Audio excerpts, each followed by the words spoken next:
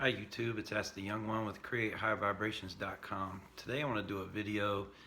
I was kind of inspired over an incident happening to someone rather close to me in their dealings with a narcissist.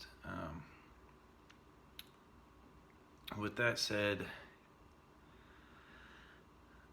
I want to make sure I'm clear again that narcissists and their perception of things are on a whole nother realm compared to any type of normalcy, any type of healthiness. Um, Most people have a mind, body, soul connection. Narcissists don't have that. Um, the reasons that they do things, their love is fuel, their love is supply. Um, so when we think that we're giving them love or vice versa, it's fuel and supply that they're drawing from us. There is no love involved in this situation, and this is the reason why these people are able to conduct themselves the way that they do. This is why the reason that once we're sucked into their little world, that we get so engulfed in it, because it truly becomes a game that is played through our emotions. We are emotional people. As an empath, we react usually with an emotional reaction, or respond with an emotion. Usually that's how you can get to someone and gnaw and pick at them and annoy and to the point where you get a response, or a reaction, I should say. I don't like to confuse the response and reactiveness, but that's what these people do. In the beginning, of course, there's the admiration that we give them, which is fuel, which is supply. That's another. They create this. I'm your soulmate. I'm your twin flame. I'm your all these things in the beginning, because that generates a sense of love for us, and therefore we then create these emotions that reflect love back, and then it fuels them up, and then it opens us up, and that's when we're vulnerable to these people, and that's when they gather information that they're later going to use to jab and jab and jab and jab at us. When they're doing this, they're creating. We can say all day that we can take so much. Like, a lot of people were very strong, and we can take a lot of things, but over a period of time, what these people like to do is they will simply take your deepest insecurities that they've learned about you. They'll take your vulnerabilities. They'll take your childhood traumas, because chances are they're rolling with a lot of the same ones. They just shut them out, and they don't actually live functioning from those in anywhere in their consciousness. And they'll provoke, and they'll constantly provoke. And this usually starts happening, it can happen in the early phases, because in the love bombing phase, you can be provoked, and it's really like a test of how much will you take. What can you get away with? Let me do this a little bit and see how they react. And then as you get into the devaluation and the discard phase, they're going to start pushing your buttons with everything that they know will bother you. They will constantly do it.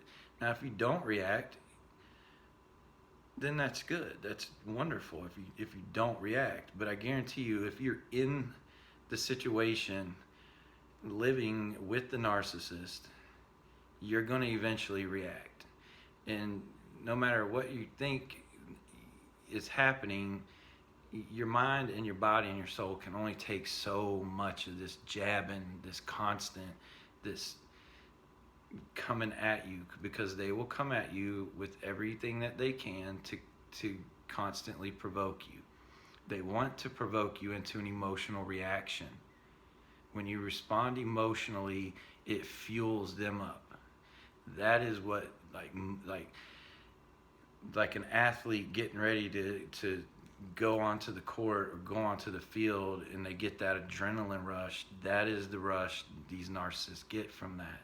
They love it. It's like an overflow of chaos, and they love it. It fuels them. It's what drives them. They thrive in this type of environment that they can get from you. And this is, it goes back to the whole crazy making thing, where and they go around and they're starting to smear you that, look at, he's crazy or she's crazy, look at how they're acting. Well, they'll provoke these emotional responses, and most people don't see the provocation. They just see the reaction.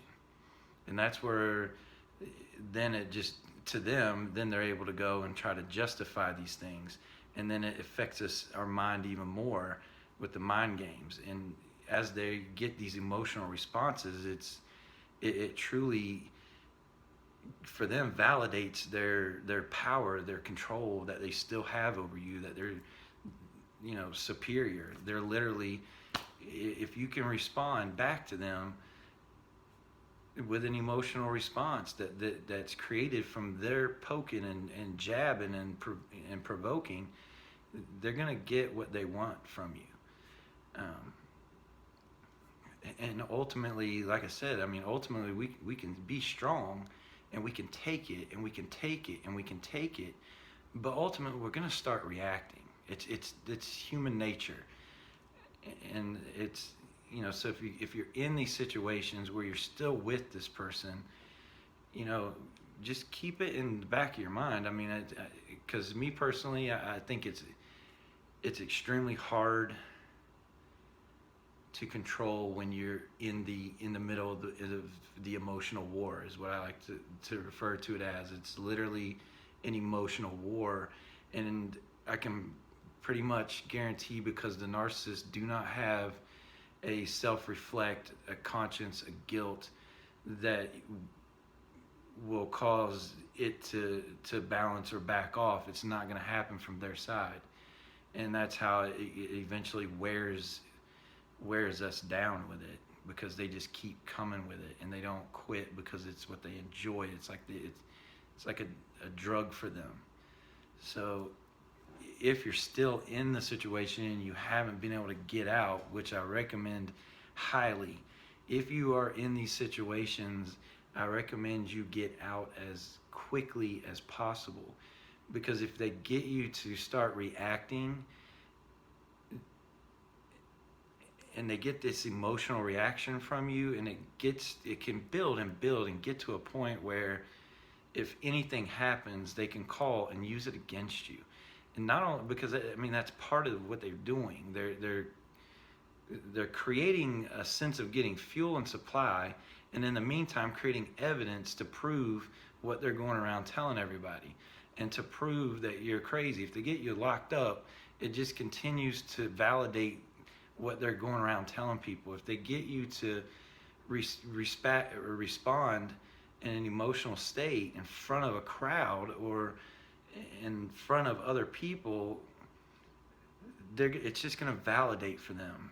And most people, the police and people around, for the most part, probably aren't going to be aware of the abuse that you've been enduring, because most of us, we don't know. We just don't go around broadcasting our problems, that what we think are like what's to other people, unless we start trying to figure things out. But it's just that's part of our decency in life, especially if we're married. Most married people don't go broadcasting their problems to the world. Narcissists will. They'll bring the world to to everything involved. So I wanted to just throw that out there, and just in case, if you're in that situation, you really, if they're provoking, you really got to be careful, because if anything happens, When the police are called, the police aren't going to care about who screamed at each other and what was said. And the police do not understand emotional abuse. They don't understand it. They don't get it. But if they're called and there's marks on somebody, and narcissists are the greatest actors in the world, even if they mark themselves up and they play that role, you're going to be the one sitting like the deer in the headlights, because it's like these people are very much capable of these actions, and they will do it. And at the same time, it again fuels them with the power and the control that they were able to accomplish these things against you. And it's, this is our lives here. So it's very important to start truly becoming mindful as to your reactions.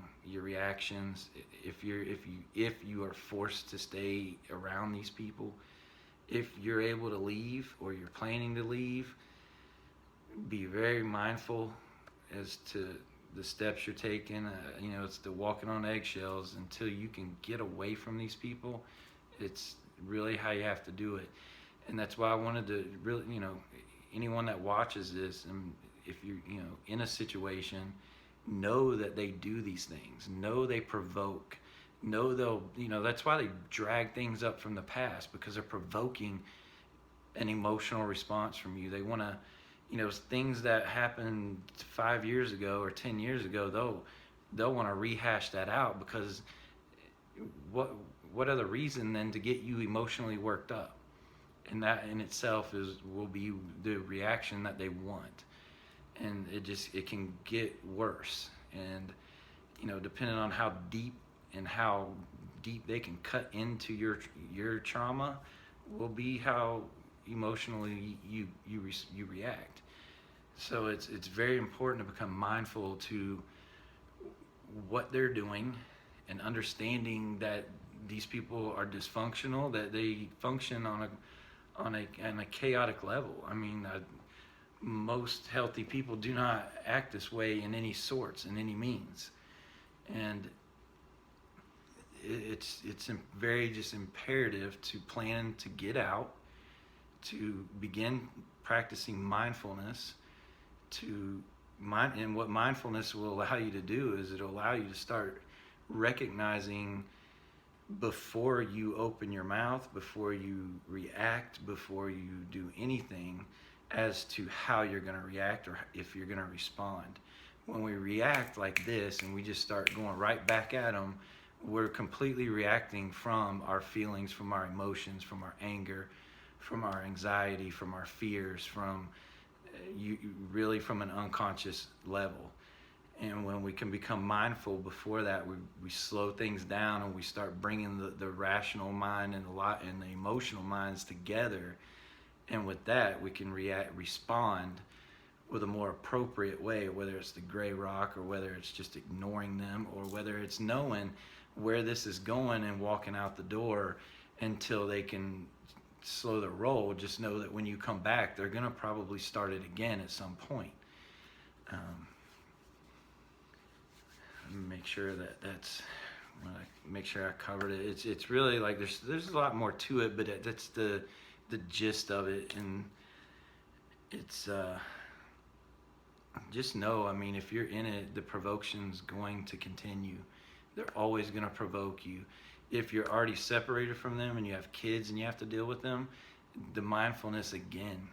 Be mindful to gray rock. Be mindful that they're not going to co-parent. Be mindful that when you respond to things, to keep it short, to keep it real bland, to keep it nonchalant. I mean, no emotional reactions.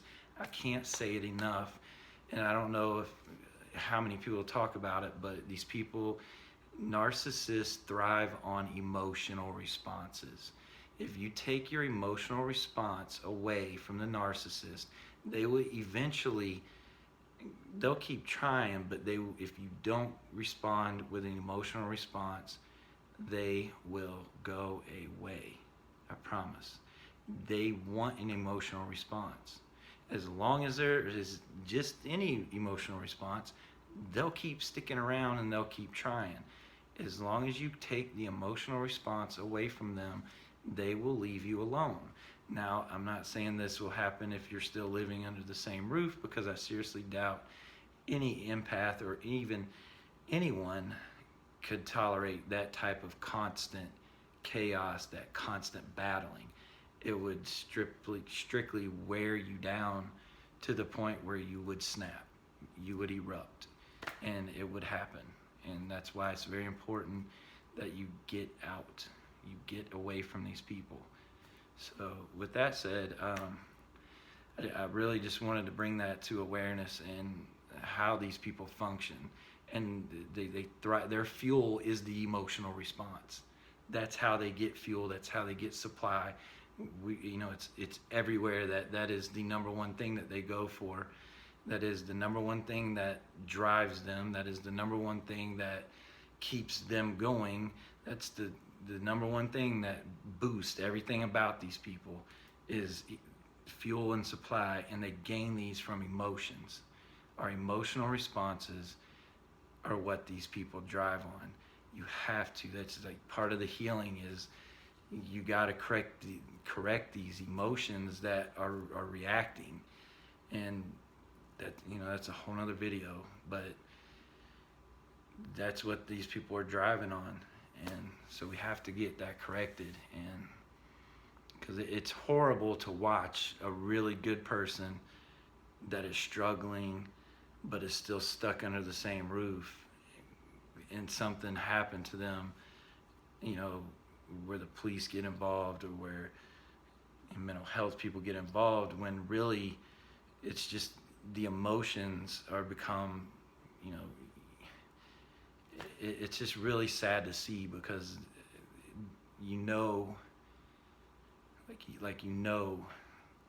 where it's coming from, and there's not a lot you can do for them, because they need that time. They really need that time to get away, to start breaking that barrier of emotions. But with that said, I wanted to just bring that awareness out. Just know these people provoke you, and they will provoke and provoke and provoke. So I hope this helps somebody out there. If anybody ever has any questions, you can email me. I'll put it in the description. Again, we do one-on-one counseling. We do 4-week courses, 12-week courses. We teach mindfulness, transformation, inner child healing, getting to the core roots of the trauma that really brought us around these people. So with that, I hope everybody has a good afternoon, and namaste.